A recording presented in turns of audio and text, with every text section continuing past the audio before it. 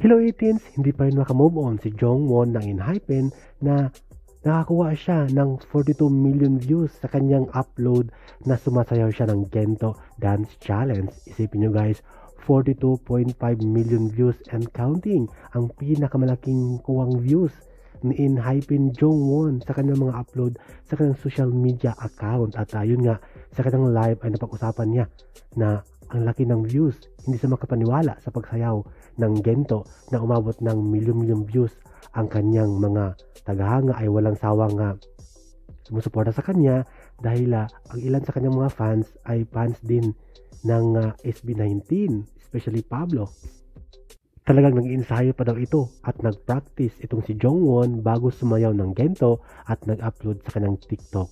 Talaga namang nakaka-proud din bilang isang Pinoy dahil maraming mga Korean ang nahumaling sa kantang Pilipino na Gento na gawa ng SB19, lalo na si Pinunong Pablo.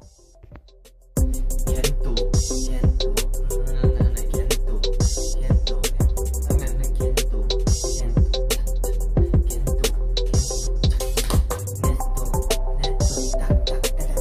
Thank you for watching guys. See you in the next video and update. Please like and subscribe to my channel. Keep watching. God bless everyone and always remember, be yourself and be a good one.